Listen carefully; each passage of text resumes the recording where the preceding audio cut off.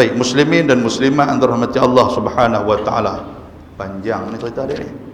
Tak apa, kita bacalah. Bab yang telah datang ia pada menyatakan hadis yang membicarakan hukum masuk hammam. Hammam ni tempat, inilah tempat sauna, tempat orang kata apa, mandi yang panas tadi, Abang tadi.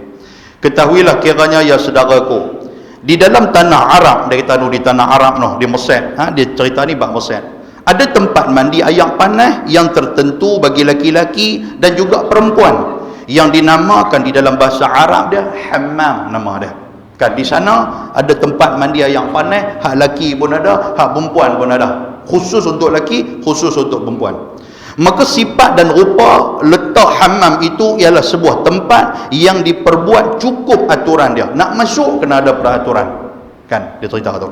Iaitulah rumah bila kita laki-laki masuk di dalam pintunya, terus jumpa bilik-bilik tempat meninggalkan pakaian serta seorang yang jadi pengurus dan penyambut orang yang masuk. Nampak tak? Dia pergi satu rumah, sampai di rumah tu kita masuk dalam, ada orang duk sambut kita, dia ada pengurus dekat cashier tu duk tunggu kita.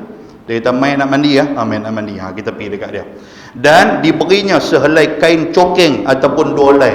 Dia bagi kita, dia kata nak ambil kain tola dua. Kan macam mana kita pergi ihram tu, kain ihram tu dia bagi dua, cokeng tu makna dia kain nak kita pakai, macam kain tola tu dia bagi kat kita dua, nak ambil kata. Satu dipakaikan ke pinggang dan satu selimutkan ke tubuh sebagaimana orang yang pergi ihram haji. Nampak dia cerita. Dan kain pakaian dan baju dan juga wang kita bila sudah dikumpulkan dan dibungkus baik-baik, maka kita serahkan dia kepada pengurus tempat itu supaya disimpankan di tempat yang tertentu bagi menyimpan kain baju orang yang mandi. Apa tuan? Dia kata mai baju, buka baju, buka seluar bagi kat dia, apa semua kopek duit bagi, dia akan bubur dalam loker. Tak nampak tak? Tu yang kata di sana dah. Bila sudah cukup kemah, dia kata siapnya, maka kita pun dibawanya masuk ke dalam bilik mandi atau kita pergi masuk dengan sendiri. Kalau kita mula-mula sampai, dia tengok ni muka baru ni tak pernah main gini gitu, dia akan bawa kita. Dia bawa jalan, dia kata ni tempat mandi, dia kata. Tapi kalau kita duk kerak pergi datang tu, dia kata masuk ni ya, dia kata nak bawa apa lagi. Iaitulah kita tepuk ni makna dia ketuk. Iaitulah kita ketuk pintunya, maka orang yang jaga daripada dalam akan datang membukakan. Kita ketuk-ketuk pintu, dia tengok muka kita, dia tengok, dia nampak pakai kain cokeng tu, kira cik, dia bagi masuk. Dan kita pun masuk. Tiba-tiba kita dapat di tempat itu satu lapangan yang luas dan orang-orang laki-laki penuh di dalamnya, tua dan juga muda, kecil dan besar, bertelanjang bogel, tiada memakai sehelai kain pinggang pun pula dah. Dia kata buka pintu, dia kata okey, dia kata coming, dia kata masuk lagu duk ramai pula tahun tu. Kita kenal dengan kecil dengan besar bergaduh ada duk main kolam dalam tu tuan sekalian. Semua kita kenal. Lagu nak kenal dia ni. Lah, tok sia aku. Contoh aku tu lah. Kan? Lagu dah semua pakai ada. Kan tuan sekalian, pakai duk yang tak cantik tu semua pakai bogeh tanpa merasakan rasa bersalah langsung. Kan? Welcome to my apa? To the club ke apa dia kata. Kan? Kita masuk cantik dia bangga lagu tu. Main dia kata lah, ingat ke hang bukan jenis lagu ni. Kita pun terjun pergi sedai. Kan? Saya bila ni cerita sikit boleh kot noh, kan. Waktu pi apa nama dululah di Indonesia dulu. Saya masuk ada satu kumpulan silat, saja duk join dengan depa lah. Saya bukan ahli depa tapi duk join dengan depa. Nama dia Maraqil Ubudiyah. Hak jenis silat kalau dia tampak tang ni, tang sana jatuh. Silat jenis dalam punya dia duk guna tuan-tuan sekalian. Depa ni satu silat ni. Depa rajin pergi dakwah. Ada satu tempat tu dia pajak saya, dia kata jom kita pergi dakwah di tempat jalan Brastagi nak pergi ke apa nama Danau Toba tu. Di sana ada satu tempat, nama dia tempat apa nama atas pada padang bulan di Medan lah. Kan? Tang tu orang-orang karo duduk tang tu. Kan? Jadi nak masuk berdakwah kat depa ni, masuk kita pun. Bila masuk dalam tu tuan sekalian, kiri kanan ni ada gereja ni, kiri kanan ni. Jalan nak masuk pun teruk, hampir sejam lebih baru kami sampai perkampungan yang nak masuk Islam tu. Bila pergi ke sana, kita pun pergi sampai petang tu apa semua, tak apalah. Malam tu tak mandi lah, sebab ayak tak ada sana ni. Ayak kalau nak mandi kena turun bawah bukit bab pergi mandi ayak mata ayak tu. Nak jadi cerita pagi esok yang naya tu. Kan turun dengan kawan-kawan apa semua 2-3 orang, semua orang Indonesia turun. Ha dia tak depa panggil saya Pak Ustaz. Pak Ustaz tunggu pagi kita mandi, depa sampai depa pakat buka apa semua telanjang bogel bang kita ni. Kita bodoh fikir aku Pak Ustaz. Depa kira apa ni mandi apa semua burung-burung. Pak Ustaz tak mandi lagi. Kita tak faham mandi dulu sekali lah aku mandi kata. Aku kain basah apa pun tak bawa. Kita pun depa mandi kudan depa tahu sekalian. Kan yang kata depa tu. Tak apa dia kata kita pun sama. Dia bubuh tu. Kan? Betul juga dia kata kan. Tapi kita segan lah kan. Habis. Jadi bila dah mandi apa semua naik atas balik. Naik atas tu sopa dengan tak mandi tu. Berpeluh macam mana turun tadi macam tu lah tuan-tuan sekalian, berpeluh tu. Yang tu dahsyat duduk sana tu. Kan? Jadi kira yang saya nak abang ni hak terjang bugil ni lah. Kan? Dia kira ikut dan ni lah. Yang kedua, tang makan jam tuan-tuan sekalian. Allah. Sebab itulah kita jangan pandang rendah pada geng-geng tabligh boleh masuk lah hutan-hutan macam tu. Kalau geng tabligh boleh masuk, cukup respect kat depa tuan-tuan sekalian. Kan? Depa buat hari tu masak dalam bekas buluh. Buat nasi dalam bekas buluh. Kan makan dengan daun pucuk. Daun pucuk depa buat rebui, lepas tu ikan keli pula masak lemak. Oh, sedap tak sangka tuan-tuan sekalian. Yang tak sedap tu, ikan keli tu, kolam depa tu ada jamban sampai 3-4 biji tu. Naya balik. Kan depa pun tengok Pak Ustaz nampak slow. Bagi low ke Pak Ustaz. Bagi low ikan keli sekok mai letak atas pinggan kita. Kita pun nampak ikan keli, nampak jamban, nampak ikan keli, nampak jamban. Tengok sahabat kita ni, sahabat kita orang Indonesia. Dia kira gayungnya. Gayung kita angkat ikan keli bagi kat dia. Oh Pak Ustaz tak makan. Terima kasih Pak. Dia terima kasih kat kita. Kita pun nak terima kasih kat dia. Pasal apa? Pasal aku tak makan nak ni. Tuan-tuan pi lah sudah tengok baru kita tahu siapa ni kita ni. Kan? Dah saya nak cerita tadi hak bogel tadi lah kan. Baik, kita baca ni. Bila kita sudah masuk dan juga datang orang-orang jaga itu kepada kita, merabut 2 kain cokeng yang kita pakai tadi serta ditelanjangnya kita seperti orang-orang banyak itu, melainkan jikalau 2 kain cokeng itu punya kita sendiri dibawa bersama-sama daripada rumah kita, maka tidaklah kita kena telanjang. Pula dah. Yang kata di negara Arab mau nak masuk tempat mandi dia dahlah pakai kain tola bagus punya, pakai tu dia rabut kain tola tu, tinggal kita telanjang begitu ya. Kita nampak lah. Ni dia cerita ni apa? Dia refer kepada Mesir. Kan? Allah Ustaz, awak tak habaq kata ada lagu tu di Mesir. Kan? Kalau habaq kami pi lama lah. Kan? Ada di sana tuan-tuan. Di negara Arab ni kalau ikut-ikut, cuma kita pi tempat yang tak kena tempat dia yang tu je. Kan? Kita pergi umrah ziarah ke Mesir contoh dia. Kita ziarah bukan ziarah tempat-tempat macam ni. Kalau ziarah tempat macam ni kita tahu tuan-tuan sekalian. Mana tu haji tu? Nikah orang Mesir lah. Kan? Kita pergi. Tuan-tuan pergi dekat Sungai Nil tu sudahlah. Sampai dekat Sungai Nil sekali dia bawa naik tuan-tuan sekalian atas kapal apa semua. Mula nak jadi cerita. Kan dia main dengan duk bergelek Nuri Syam ke apa kat tuan-tuan. Duk kot ni, duk menjanggut kot sana tuan-tuan sekalian, duk katuk kepala lutut aja. Sebab kita duk tengok hak balik ustaz-ustaz Mesir balik kan dengan nampak pakai lebih semua. Kita nampak macam tu, kita tak nampak tu hak sana lagi dahsyat lagi dahsyat tuan-tuan. Pasal itulah kerajaan Mursi Muhammad Syekh Mursi itu ni, dia nak buang benda-benda macam ni lah. Kan zaman Husni Mubarak benda ni makin lama makin duk banyak. Sebelum tu pun benda ni makin lama makin banyak. Pasal apa? Mesir waktu tu depa ni dijajah oleh Perancis. Jadi dijajah oleh Perancis, segala pusat-pusat hiburan apa semua tu ambil daripada Perancis lah bawa main. Lagi dahsyat tuan-tuan sekalian. Arab punya. Kan? Kita ni pasti tak nampak benda-benda macam ni. Kalau nampak benda ni punggah kita. Kan? Allahu Akbar. Baik. Kita nak baca hari ke tuan ni? Nampak ke hidup karut ni? Tak ke? Kan? Dia nak cerita apa sebenarnya ni? Dia nak habaq hammam tu. Maksud hammam tu macam mana? Dan nanti dia akan main hukum masuk hammam tu lagu mana? Kan kita pergi masuk lagu mana kita duk tengok dah macam tu saja, kita pun pergi masuk. Kita pergi masuk bukan nak terenjang kali dengan daripada, cuma kita pergi masuk saja nak pergi terjun dalam yang panas tu, nak bagi badan dia jadi segar apa semua. Boleh tak boleh? Dia nak cerita hak tu, cuma dia definisikan kepada kita dululah yang kata hammam tu macam mana. Nak baca ke tak tuan? Tak orang baca ke apa? Baca juga. Hai, semangat nampak.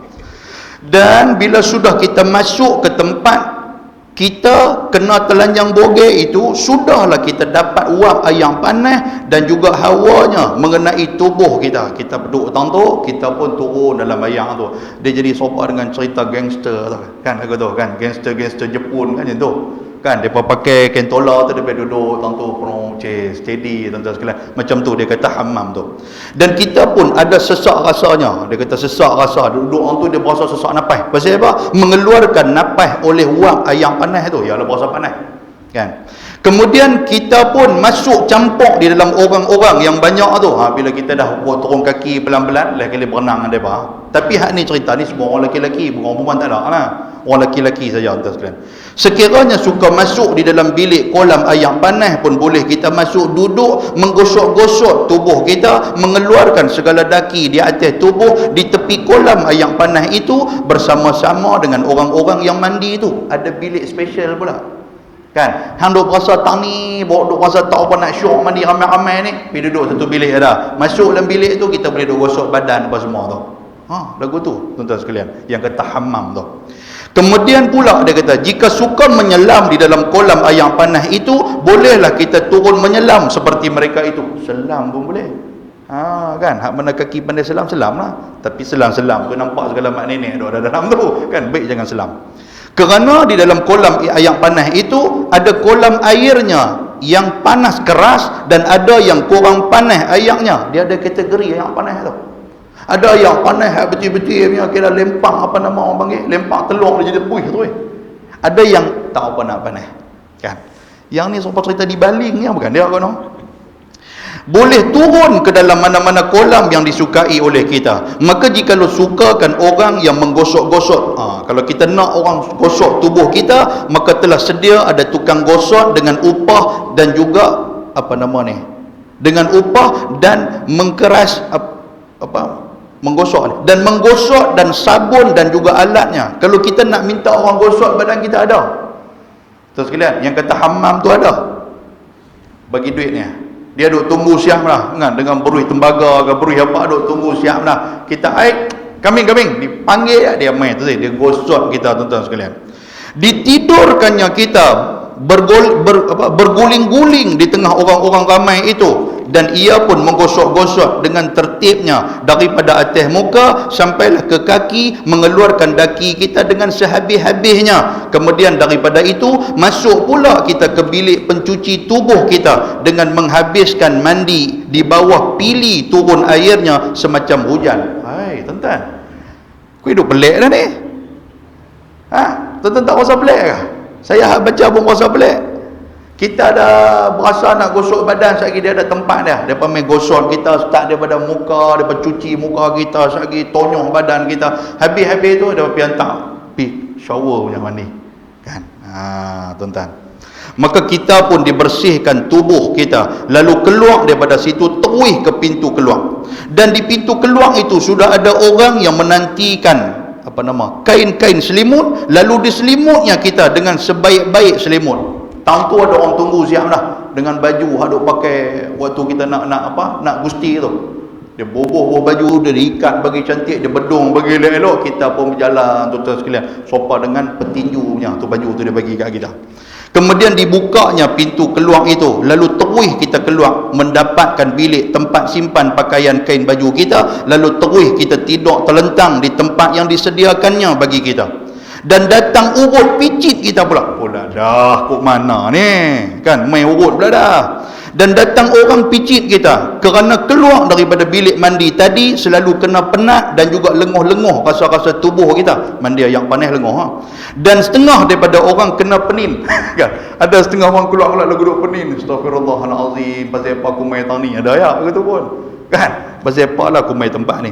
Maka dengan picit dan terus tidur itu mendatangkan segang tubuh apabila telah jaga daripada tidur itu. Maka kita pun meminta pakaian kita lalu terus dikeluarkannya.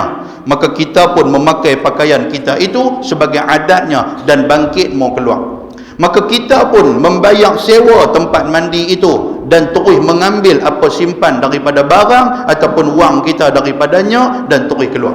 Bila dah habis apa semua, dia pun dah urut cantik, kita pun pergi dekat cashier tu, kita ambil balik baju kita pakai, bayar duit sewa ke dia. Demikianlah rupa sifat hammam. Oh, dia nak cerita hal tu. Dah kata hammam tu. Demikianlah rupa sifat hammam dan kelakuan mandinya dengan bertelanjang bogel semuanya. Yang tu yang tak cantik. Kemudian apabila habis masa laki-laki mandi dan tidak ada seorang pun tinggal mandi di situ, bila dah habis semua orang lelaki dah keluar, maka diserahkan rumah mandi itu kepada tukang jaga orang-orang perempuan mandi pula. Geng perempuan pula masuk. Orang lelaki dah keluar, pergi habis semua dah. Gilang perempuan pula masuk macam tadi ya. Kan? Semua kira telanjang bogel ya. Cerita dah ya. Maka datanglah pula orang-orang perempuan masuk mandi di situ sebagai kelakuan orang-orang laki-laki yang mandi tadi, kecil dan juga besar dan juga tua dan juga muda, dengan membawa anak-anak yang tahan mandi sama-sama.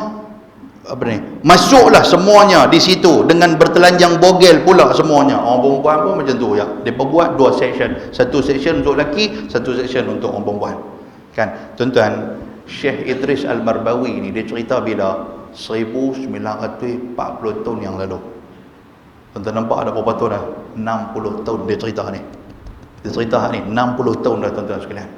Tapi cara jalan cerita ni kita duk dengar tengok macam kita biasa dengar di 999 punya cerita. Tuan-tuan dah.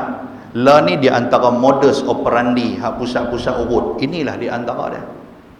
Kan? Tuan-tuan jangan duk pi pula lepas ni. Kan lopi sakit, Pak Long sakit tengkuk, dia kata tengkuk mana sakit, main nak tengok, punggah kita. Keluar-keluar nampak sihat je. Macam tu tuan-tuan sekalian, lah modus operandi macam tu. Kan? Pergi tu beratas alasan kan urut masas apa semua ni. Tapi masas dia ada package dia. Kan? Ada tempat tuan-tuan sekalian, hak masas tu pergi duduk tempat masas tu, sekali dia buka ayam panas turun main ke belakang. Habis ayam panas dia pergi ambil kecil-kecil batu, apa nama, batu-batu sungai pula. Kan dia pergi letak betul belakang ni. Kata ustaz lagu tahu, saya bukan pernah pi, saya kata pernah pi pula.